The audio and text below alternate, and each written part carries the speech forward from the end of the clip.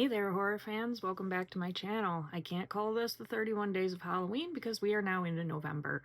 And I know I said that I wasn't really sure if I was going to be making more videos, if I was going to do any more reviews. I hadn't really gotten any feedback because obviously, new channel, new things.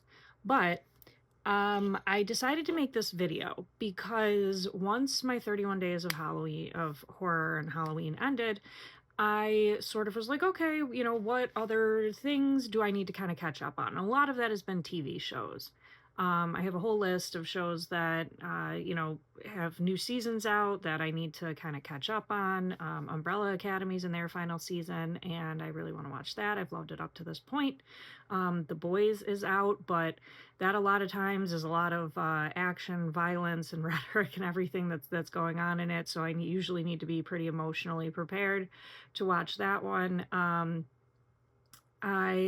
know that there's new American Horror Stories. It's not American Horror Story, American Horror Stories, which is usually just a short little series of kind of one-offs from American Horror Story that couldn't be a full season, but they're a good story, so they end up being individual stories. I usually check that out around Halloween time. It's pretty enjoyable, and it's nice that each episode is kind of its own thing. So I need to catch up on that. And then there's a few more Hysteria, Teacup, some of those series that I do want to check out.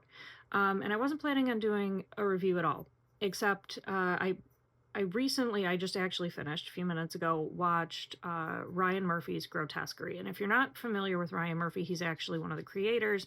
Him and Brad Falchuk created American Horror Story, and they've also done like American Crime Story, Scream Queens, very much in that horror genre. They do American Horror Stories, and now they're doing they did this show Grotesquerie, and it was just on my list. And my best friend in horror, she actually just watched Grotesquerie, and her ambivalent review of it in the end, just of kind of WTF, was pretty much her only review.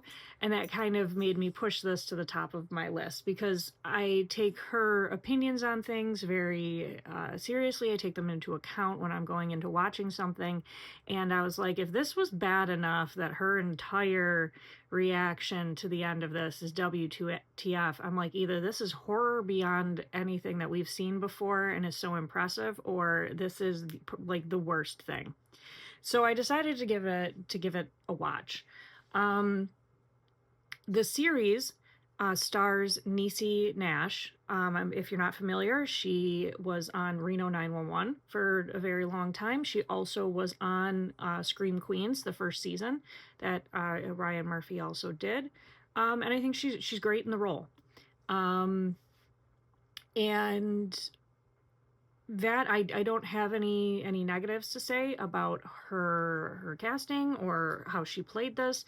I don't think any of my criticisms are really any actors' faults, because actors, essentially, they get given a script, they're paid to come and do a job, and what they're paid to come and do is read that script the way that the director would like them to. The delivery is kind of all on the director, and it's also up to the director and the producers and the people around, that if the actors aren't really doing a good job with that they need to replace them or coach them or do something a little bit different. So that being said, I'm not blaming the actors in this for anything. I think everybody did a good job with the dumpster fire that they were working with.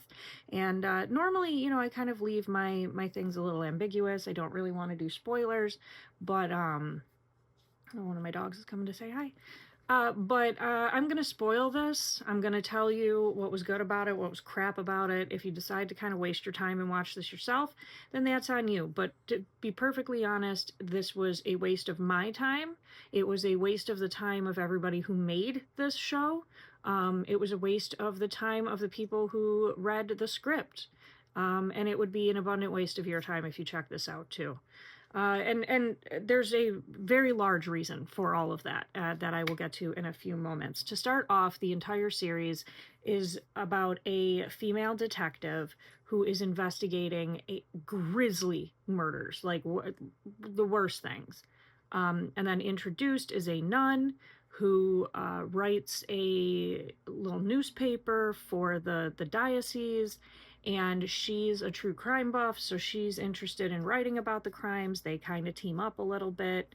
um, the meantime, they introduce the detective has a daughter, and the daughter is trying to gain enough weight to go on a reality TV show called Half Ton Trauma.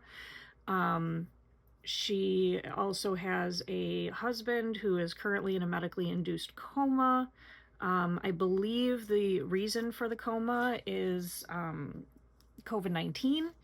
Uh, Although it's not entirely sure, there's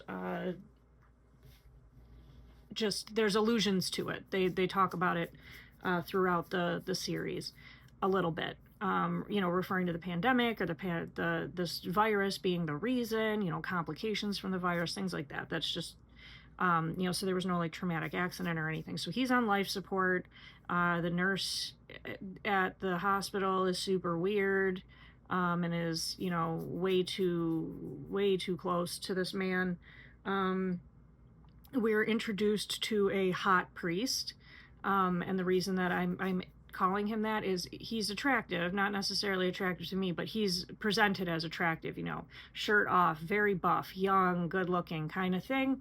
And hot priest has been doing online spin classes shirtless to kind of get more parishioners interested in the faith kind of thing.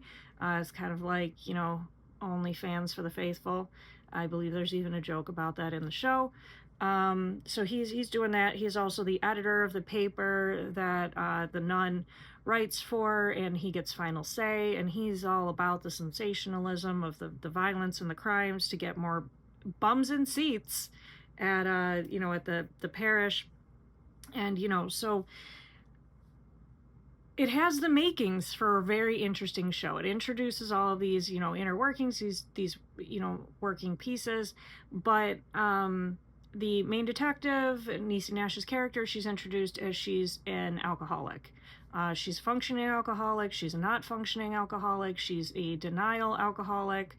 And it's really kind of difficult to see throughout the show what opinion the show wants us to have about her alcoholism.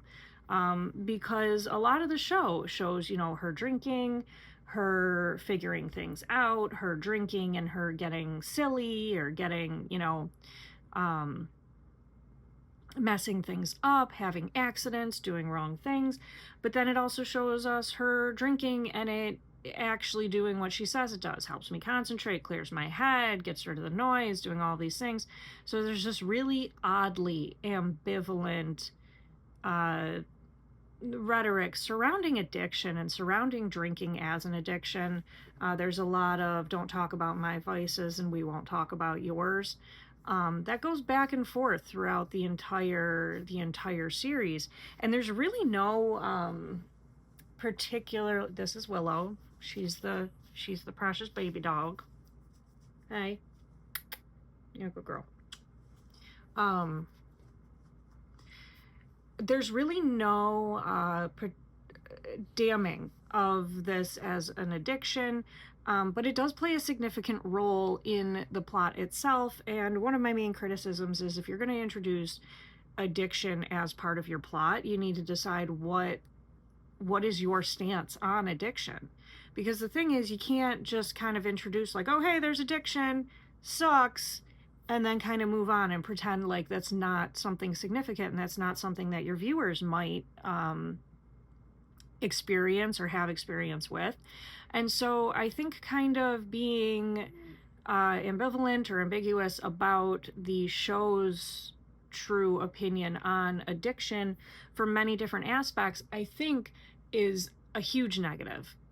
And it's a missed opportunity. But I also think that the show's refusal to kind of tell us, what's right, what's wrong, who's right, who's wrong, I think was their attempt to just create an unease and anxiety throughout the series that when it gets to later episodes and their big twist is kind of revealed, that it'll make more sense.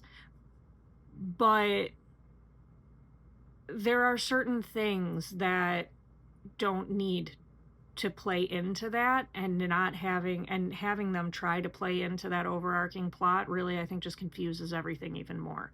They introduced the plot thread of the husband who's in a coma while he was having an affair. And then it turns out the nurse that, has been taking care of him at the hospital, she was the one he was having an affair with. That's why she's overly, comfortable with him. But there is this really strange and mean, vindictive streak in everybody and in everybody's dialogue.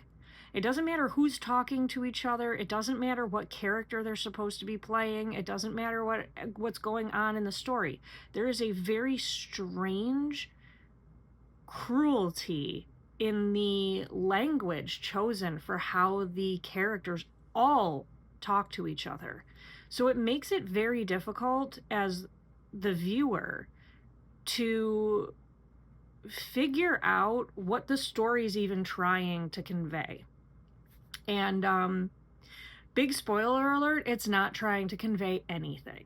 This entire series is completely pointless because there is no conclusion.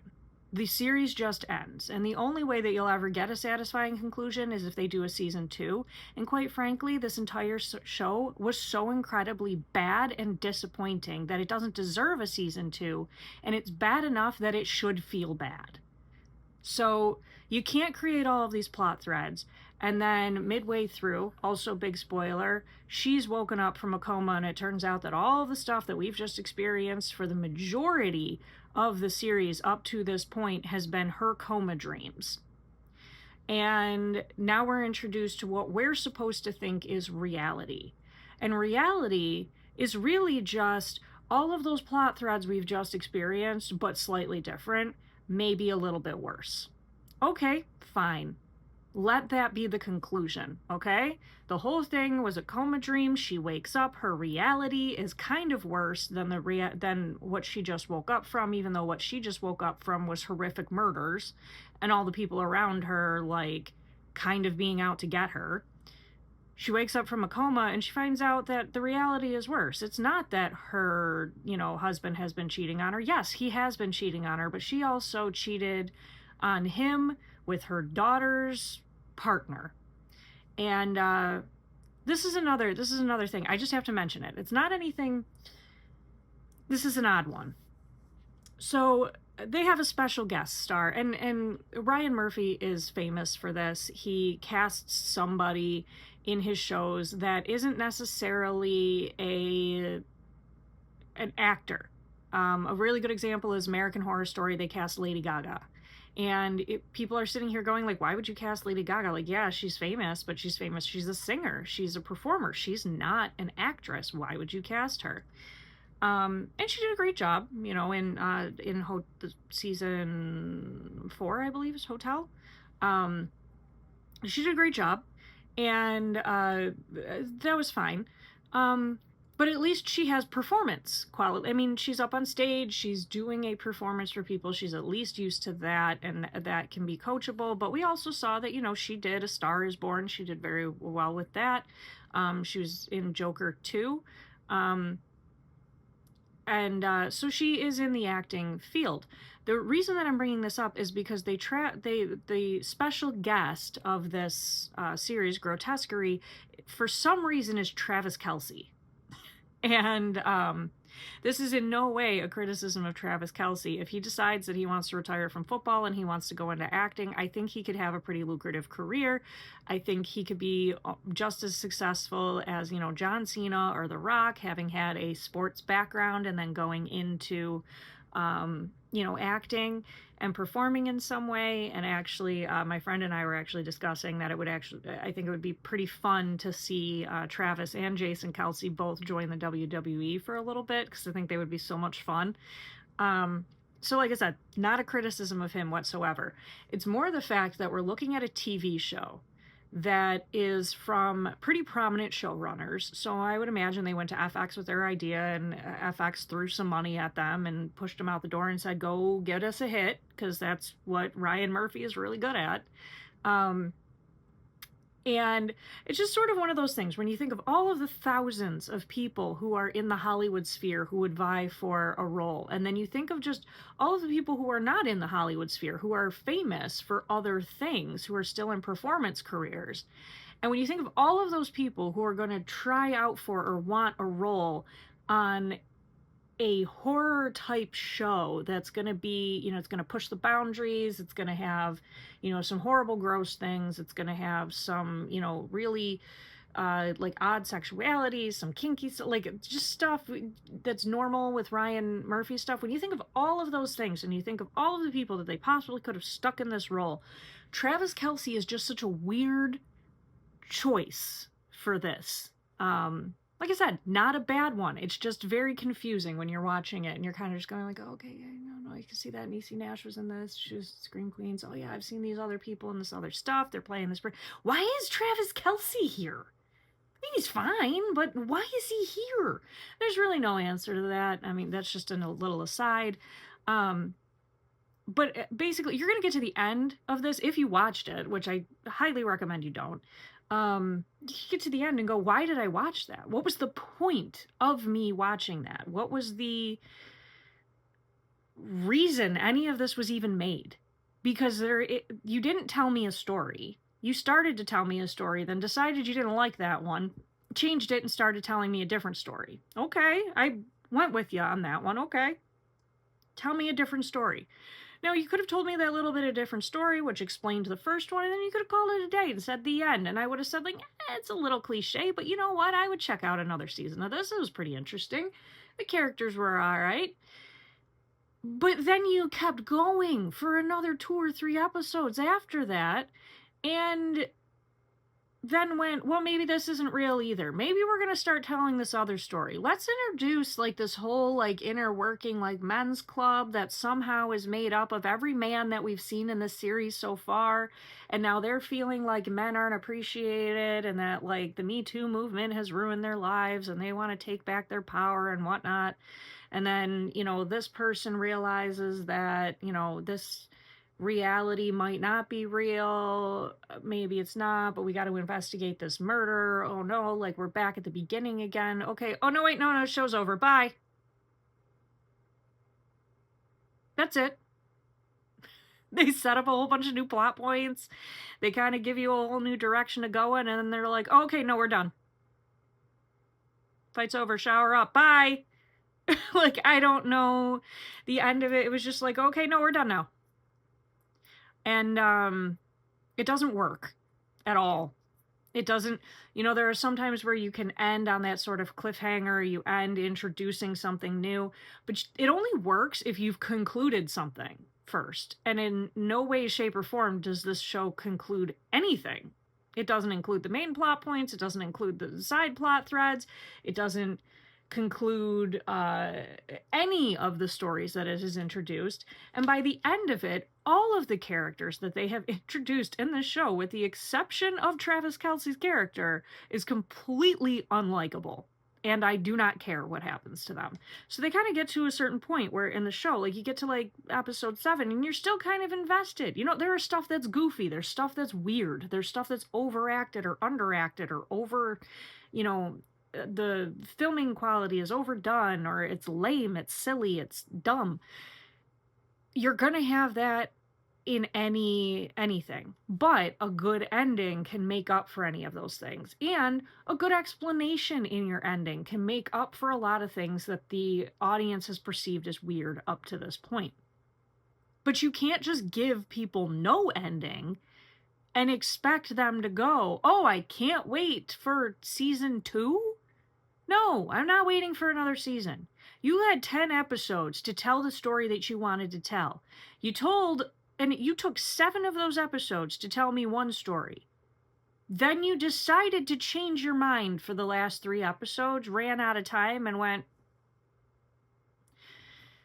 and that's not fair.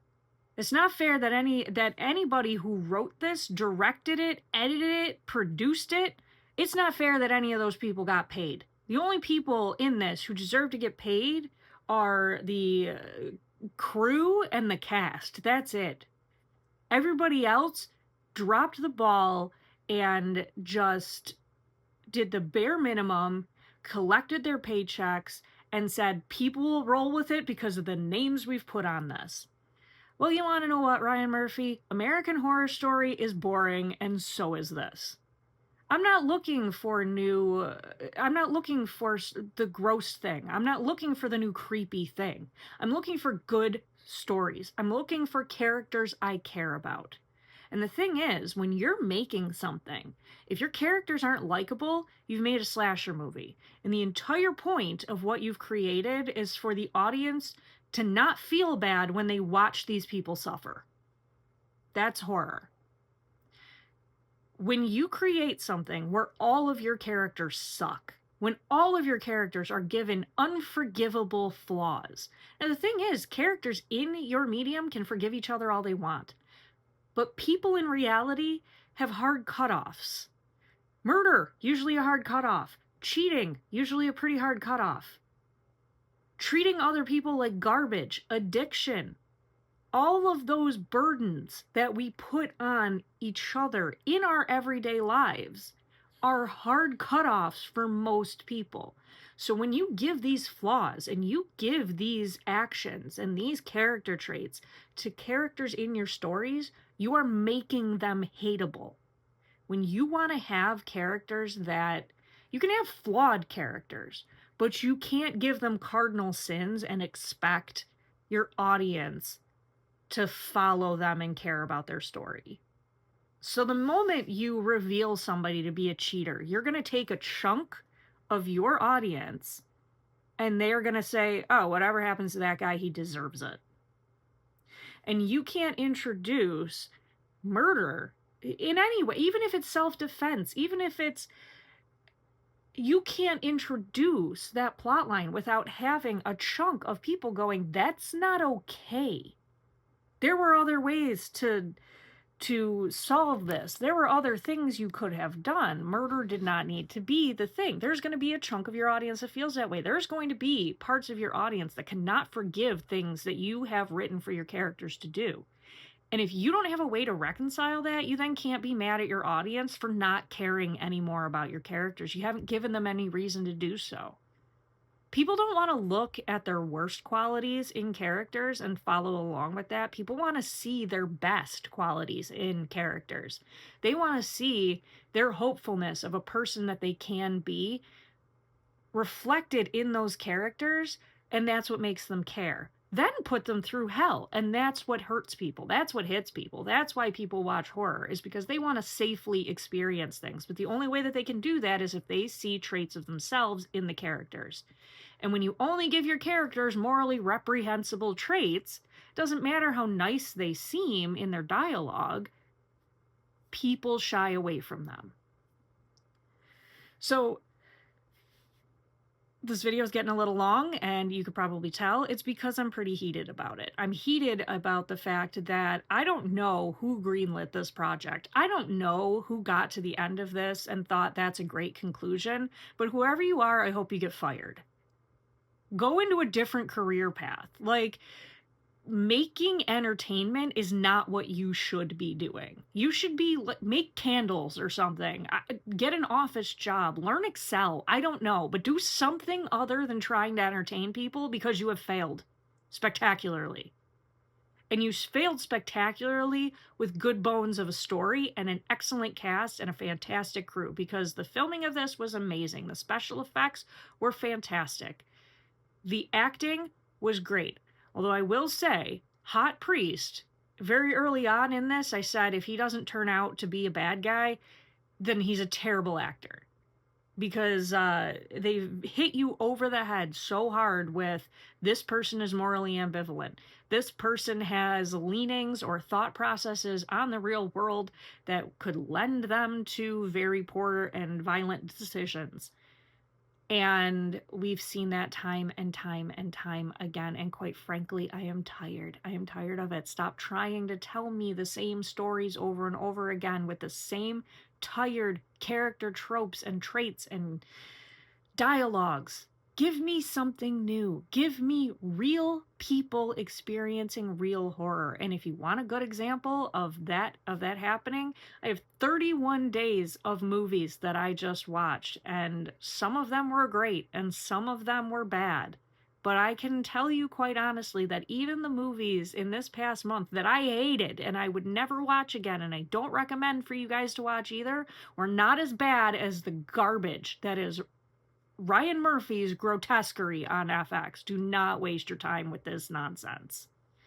And with that being said, I'm going to sign off today. And when I check out something else that I think is worthy of a review, then I will probably upload. I would love to hear your thoughts down below. I would love to hear what you're looking for in your entertainment. And I also would really like to hear, if you watched this, if you have a differing opinion than mine, because honestly, my mind is open and willing to change my opinion with new dialogue, with new evidence, and with a new way to look at something. So just drop a comment down below, like and subscribe if you like this kind of content, and I'll see what I can do moving forward. Have a great day.